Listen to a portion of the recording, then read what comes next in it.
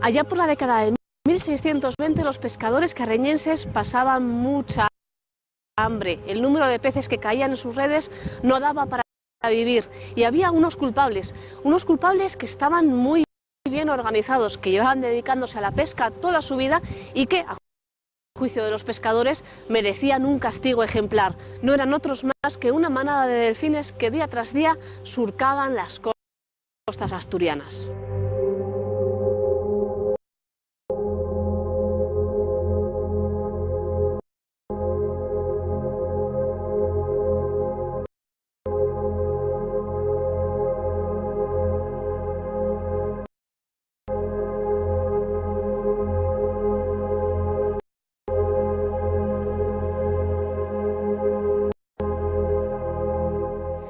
Hola, Herminio. Hola, hola. De la Asociación Candás Marinero y un gran conocedor del pleito de los delfines. Bueno, gran conocedor. Tengo algún conocimiento, pero tanto como verán, no soy historiador, pero tengo conocimiento. Algún conocimiento. ¿Qué cuenta esta leyenda? Bueno, lo voy a intentar resumir lo más posible porque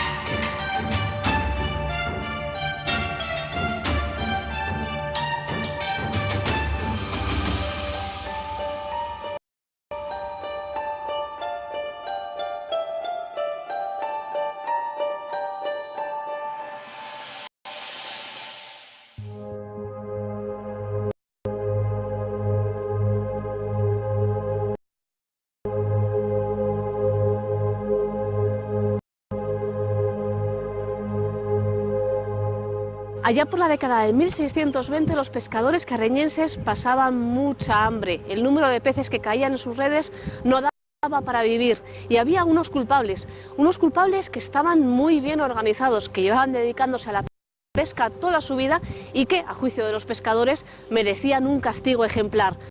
No eran otros más que una manada de delfines que día tras día surcaban las costas asturianas.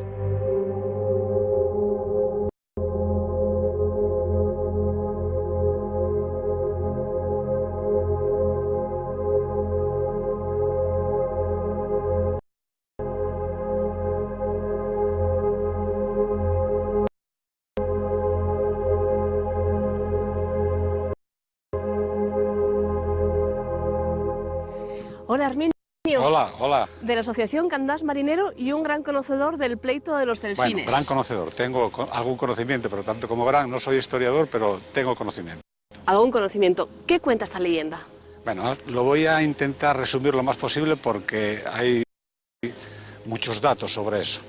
En el siglo XVII, la primera mitad del siglo XVII, en Candás había un problema que los marineros, los pescadores, cuando salían a pescar, se encontraban con un grave problema, que los delfines, que aquí se llamaban calderones, les estropeaban toda la faena, porque entre otras cosas les destruían los aparejos, lo cual era algo terrible para ellos, porque claro, era demasiado caro. Entonces decidieron, no solo eran los marineros de Candás, también participaron algunos marineros de Gijón y hasta de Luanco, se dice.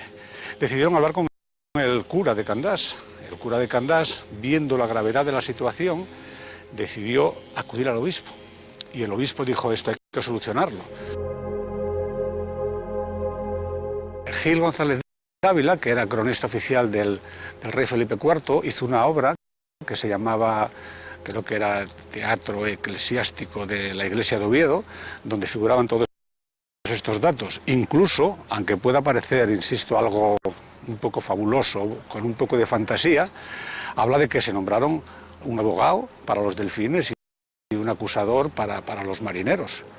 La sentencia, lógicamente, fue a favor de los marineros y se nombró un notario que estaba en Candás para que saliera a alta mar a comunicar a los delfines la sentencia, diciéndoles que tenían que irse porque esto no podía ser. Bueno, pues Desde aquella, al parecer, ya nunca más volví a ver delfines en la costa candasina.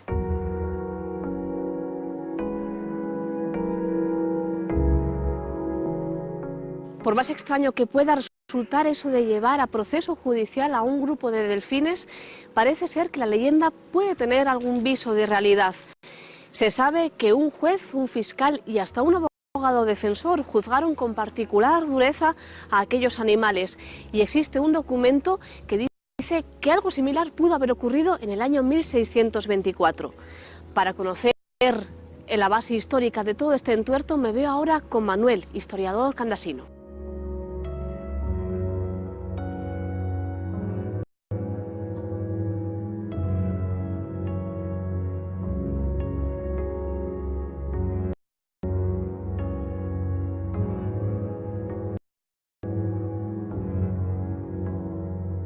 Hola Manuel Ramón, nos vemos en el Archivo Histórico de Carreño para intentar buscar algún matiz histórico a esa leyenda del pleito de los delfines. El hecho que se tenía por legendario y que los vecinos de aquí de Candás siempre habían pensado que era no más que una historia de viejas.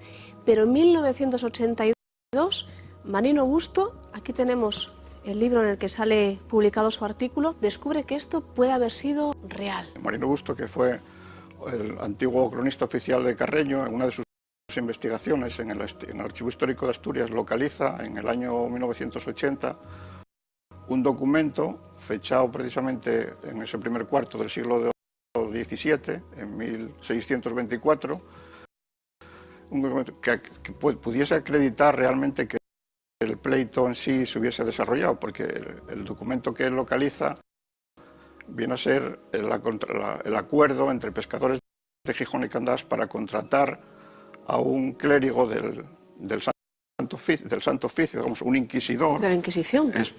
Especializado además en tratar de temas de animales y peces bravos, como claramente aparece en el documento, para contratar sus servicios precisamente para que venga aquí a ahuyentar precisamente con sus sortilegios a estos peces bravos, como llaman ahí, que no son otro que cetáceos, delfines, que aquí llaman toliñas y calderones, para que marchen de las costas y dejen de romper las redes que tanto molestan a los pescadores locales. En un protocolo de un notario ya no puede ser una cosa tan fantasiosa, quiere decir que fue verdad, con alguna matización. No decía eso exactamente, pero habló de que había un problema con los delfines, que aquí se llamaban calderones, habla de calderones en ese texto, y dice exactamente que se buscó un clérigo en el Reino de León, que al parecer era un experto en hacer conjuros para estos casos.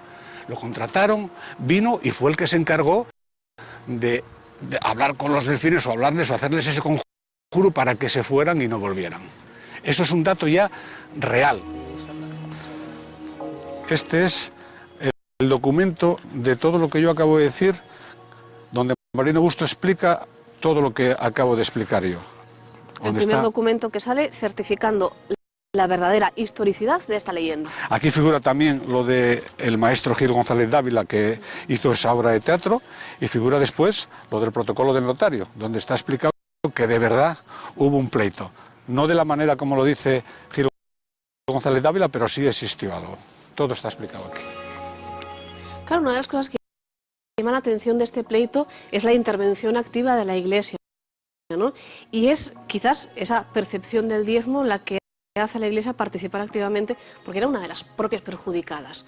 Cuanto menos ganasen los pescadores, menos ganaba la Iglesia también. Evidentemente, vamos, entonces hay que tener en cuenta que la Iglesia a comienzos del siglo XVII es un poder temporal casi más importante que el propio concejo. El cura párroco pues tenía una potestad prácticamente que es el que encabeza, digamos, la protesta de los pescadores ante el obispo de la diócesis, y encabeza un poco la protesta, y el que figure en el documento histórico también un clérigo de la Santa Inquisición, pues claramente define la época también de la superchería, y está en el contexto claro del siglo XVII, que nada tiene que ver con el actual, en nada absolutamente. En 1982, con ese dato ya tan auténtico, el ayuntamiento hizo la escultura que está en el Parque Maestro Antuña, se la encargó a Vicente Santarúa, que es un escultor candasín, donde se pone todo eso que acabo de decir y donde se dice que el ayuntamiento carreño y los marineros de Candás consideran esto como un hecho único.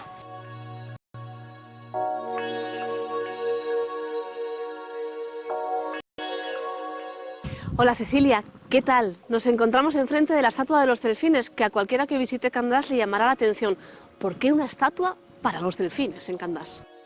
Pues muy sencillo, es un homenaje a aquellos pescadores que pues intercedieron una denuncia contra los delfines que estaban en las costas del concejo, que lo que hacía era pues romper sus nasas, sus redes, y ellos no podían salir a pescar. Esta estatua conmemora tanto la versión legendaria, la que nos habla del abogado defensor que defiende a los delfines, como la parte histórica, ¿no? Porque tenemos esas dos versiones. Sí, hay dos versiones. Nosotros, bueno, a raíz de, como te decía antes, a raíz de encontrarlo en el archivo histórico es cuando se decide hacer este pequeño homenaje. Hay una versión en la que te dice que, bueno, en el año 1619 presentan en el cura párroco una denuncia a los pescadores porque hay muchísimos delfines y cachalotes que están bañando las costas asturianas. Y eso es la leyenda, más o menos la leyenda, en la que te dicen, bueno, pues al final salen, no sé si es en el mes de julio, año 1921, 1920, de la iglesia de Candás, cuesta abajo hacia el muelle, todos engalanados, con banda de música, o bueno, banda de gaitas, tambores, los marineros con las mejores galas que tenían para los domingos, y pues 70, 60 lanchas que salen a decirle a los delfines, iros de aquí, que me estáis rompiendo, pues hay una sentencia, estáis rompiendo lo que son nuestro sustento de vida. Es un documento muy curioso, lo tenemos aquí en la publicación original, pero quizás se vea un poco más grande aquí. Es este documento y nos dicen cosas como, ¿no? Aquí tenemos la transcripción, ¿no? Los grandes daños que les hacen los peces bravos que llaman delfines, dichos calderones, no solamente en las pesquerías, sino sus aparejos que de ordinario les hacen notorios daños, etcétera, etcétera.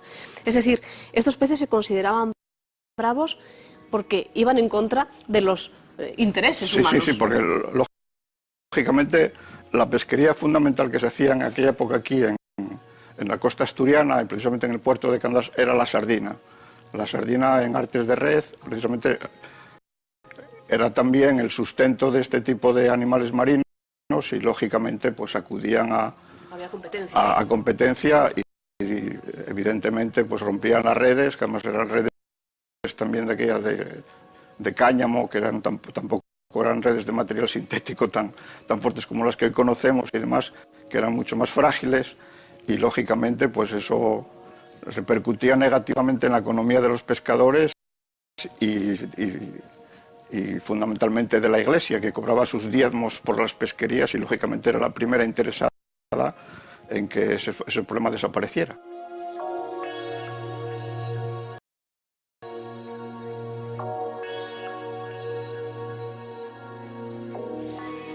Hola Tito. Hola.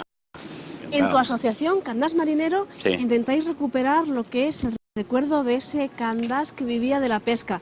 El Candás que se enfrenta a los delfines es un Candás que vive estrictamente de la pesca y por eso nos considera competencia directa. Efectivamente. En Candás podríamos decir que hay una historia antes de 1970 y posterior a 1970. Por ejemplo, para daros una dimensión real de cómo era el Candás de aquella época, desde 1884 hasta 1970, el historiador candasín Ramón Moncho, más bien conocido, Ramón me dijo que en Candás había 98 fábricas de conserva. 98 fábricas de conserva durante ese periodo, que se dedicaban a la salazón, al escabeche y la conserva en sí. Había una cantidad de barcos impresionante. Entonces, y la pesca de Candás se basa, como la mayoría de los puertos, en el anzuelo, en la red, principalmente, y las redes antiguas eran de hilo, pero las redes esas duraban poco porque había que tratarlas, porque la mar tiene un poder muy corrosivo, muy grande. Mi tía Argemira, que fue rodera y murió siendo redera con 80 y tantos años, era la señora que cosía los aparejos de la familia, de los barcos que había en la familia. Entonces ella nunca habló mal de ellos, porque antiguamente era la forma de detectar dónde había el pescado. Gracias a los calderones, cuando salían a la mar los barcos y al ave marina, al mazcatu, pues no había radares ni sonar para detectar el pescado. Entonces ellos seguían el movimiento que hacían los calderones en la mar, porque entendían que entre ellos estaba el pescado, porque es de lo que se alimenta. La gente aquí en Candás recordaba, antes de haber descubierto que toda esta leyenda podía tener visos de realidad, recordaba esa leyenda. ¿Cómo la contaba? La contaban, iba pasando de abuelos a padres y a hijos, y fue sin mirar dónde estaba reflejado o escrito. Era una tradición oral que iban contando las familias. Mi tía, por ejemplo, contaba que antiguamente también, con la abundancia de calderones, los barcos solían llevar escopetas, no para matar a los delfines, sino para espantarlos, para que salieran de las redes cuando estaban con las redes cercadas, ¿entiendes? ¿Cómo ha cambiado Candás en todos estos años? Porque claro, Candás ahora ya no vive de la pesca, es muy diferente a como era. Sí, porque afortunadamente Candás varió muchísimo. Digo, en plan personal de los pescadores, porque al empezar en Sidesa, unos años antes de 1870, pues mucha gente se colocó ahí. Entonces esta seguridad que tú tenías de un dinero durante todo el año, pues te hacía la posibilidad de crearte un futuro y programar cosas. No sabemos si el pleito funcionó o no. Lo cierto es que hoy en día ya no se ven tantos delfines en las costas de Candás. No, desde los años 80, que fue cuando más o menos descubrimos esta historia, hasta ahora mismo pueden haber aparecido dos especies o dos especímenes de delfines, no hay mucho más, pero tampoco en las costas de Carreño, pueden ser en Gijón o pueden ser en Piedras Blancas, bueno, no específicamente lo que es en Candás. En general desaparecen, como también desaparece ese oficio de la pesca cada vez más en toda la costa asturiana, un oficio que había caracterizado a Candás y que hoy en día ya no... Hoy en día tenemos poquitas, es decir, deben ser unas 10 lanchas lo que es de la pesca de bajura. Si bajamos al puerto podremos ver, sí, lanchas, pero son sobre todo lanchas deportivas. Aquí empezó a verse menos delfines, según mi tía. A partir de la guerra civil empezaron a acercarse menos a la costa, y entonces los delfines, y el día de hoy que todavía se ven, pero un poco más alejado, a unas millas. Bueno, de vez en cuando aparece alguno por aquí, pero el Candás de aquel pescador bullanguero y eso, no. Conservamos las tradiciones, las conservamos, pero esa cantidad de barcos que había, eso vamos, es impensable, porque hoy en día ningún sitio, salvo el País Vasco y Cantabria que aguantan, y Galicia, que aguantan bien la flota por los caladeros que tienen. El problema de Asturias es que en cuanto te sales un poco, pasas de una plataforma a una plataforma abisal. Entonces ahí los peces que hay son muy pocos. Parece que el pleito que en el siglo XVII enfrentó a candasinos con aquellos traviesos cetáceos acabó por resolverse, que los delfines no volvieron a robar más el alimento que correspondía a los humanos y que los carreñenses pudieron por fin respirar tranquilos. ¿Verdad o leyenda? Los documentos lo avalan, pero no hay que olvidar que un papel también puede fantasear sobre la realidad.